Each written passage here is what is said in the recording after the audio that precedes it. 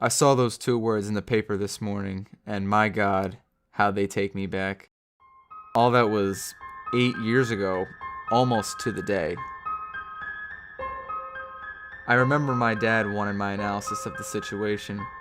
My mother just wanted me to come home, but I didn't want to come home. I was enchanted. Enchanted by that dark and mist-blown strawberry spring, and by the 10 shadow of violent death that walked through it on those nights 8 years ago. The shadow of Spring Heel Jack. In Buffalo, they call it a strawberry spring.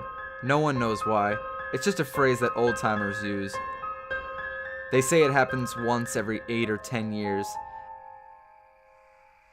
At UB, the strawberry spring began on the 16th of March, 2010.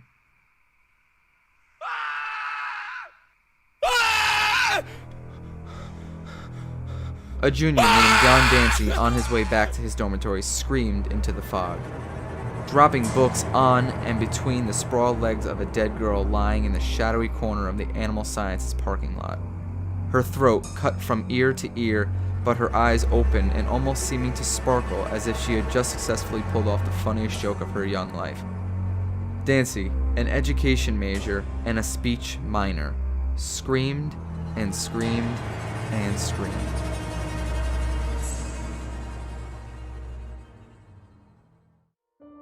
The next day was overcast and sullen, and we went to classes with questions eager in our mouths.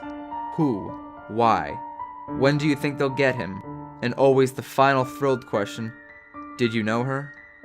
Did you know her? Yeah, one of my roommate's friends dated her last semester. Yeah, I think I had art class with her. I don't know. Yeah, I know her.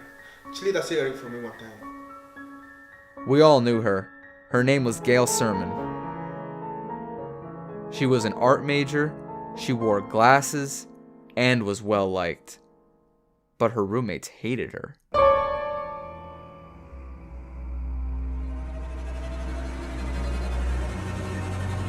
She had never gone out much, even though she was one of the most promiscuous girls on campus. She had been a vivacious girl who talked little and smiled seldom. She had been pregnant, and she had leukemia. She was a lesbian who had been murdered by her former boyfriend. It was Strawberry Spring, and on that morning of the 17th of March, we all knew Gail Sermon.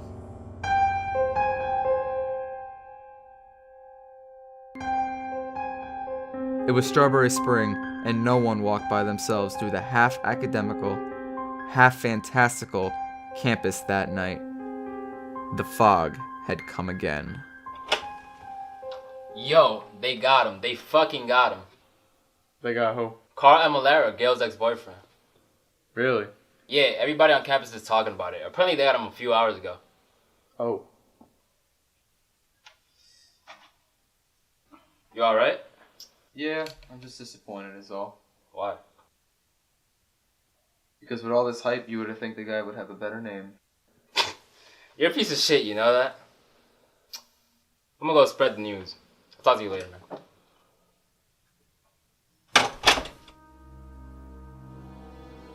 The fog came again that night. Not on Little Cat's feet, but in the improper silent sprawl.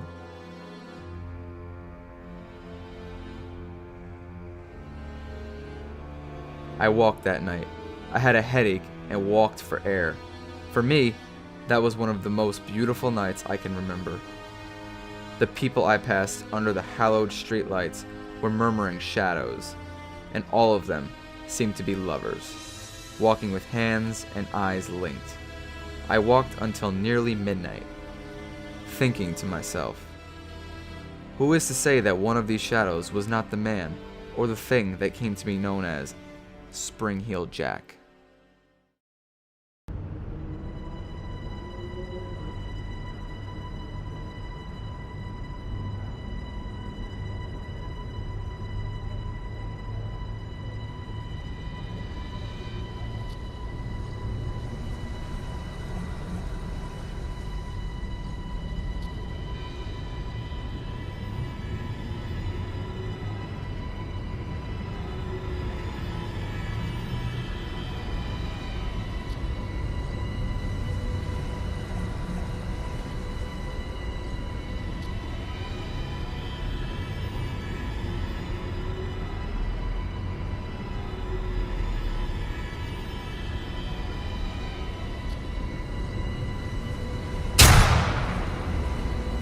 What the fuck? What are you doing? Turn that off!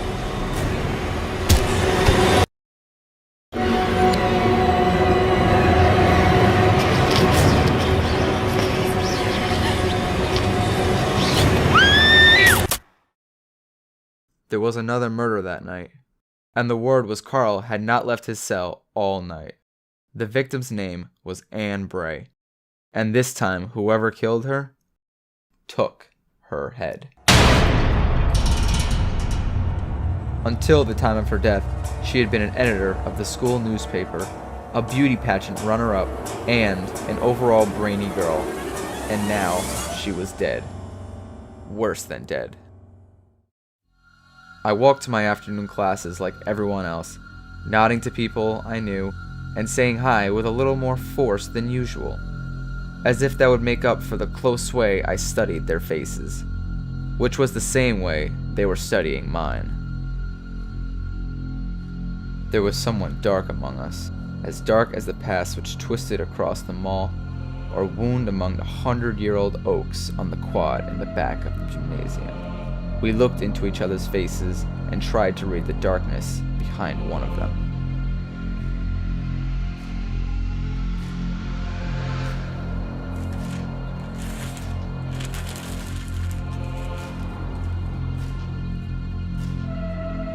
For a long time after he was gone, I could only look out the window, and even after I had opened my book and started in, part of me was still out there, walking in the shadows, where something dark was now in charge. That night, Adele Parkins was killed.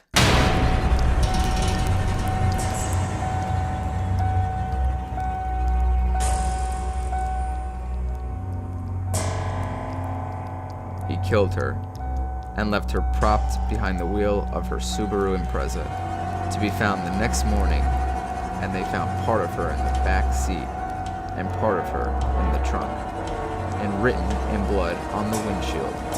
This time, fact instead of rumor were 2 words: ha ha.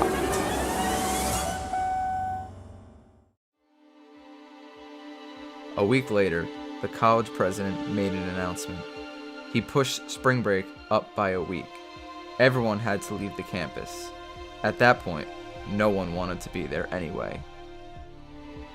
They called it Strawberry Spring, and no one knew why. But it was an evil time, a lying time that only comes once every 8 or 10 years. Spring-heeled Jack left with the fog. From that day forward, people tried to put him off as a distant memory. That year was the year I graduated.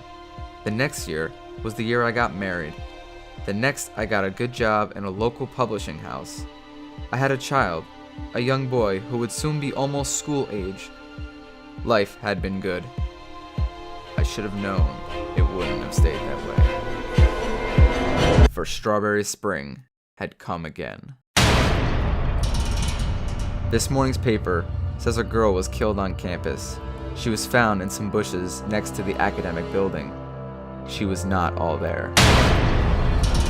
My wife is upset. She wants to know where I've been all night. I cannot tell her, because I can't remember. All I remember is the fog. I've been thinking about that night, the night my head was hurting, and I just kept thinking about my trunk and why I was afraid to open it. My wife has been crying. She thinks I was with another woman.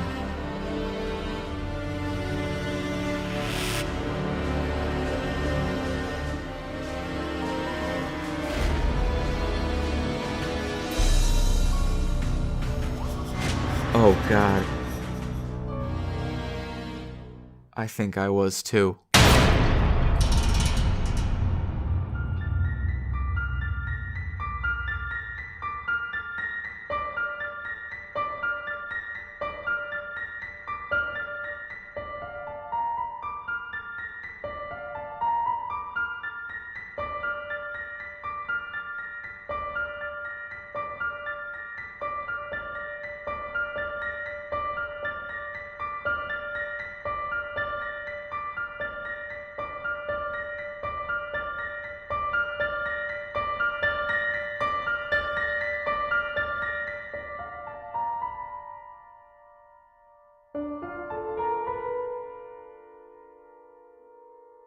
off!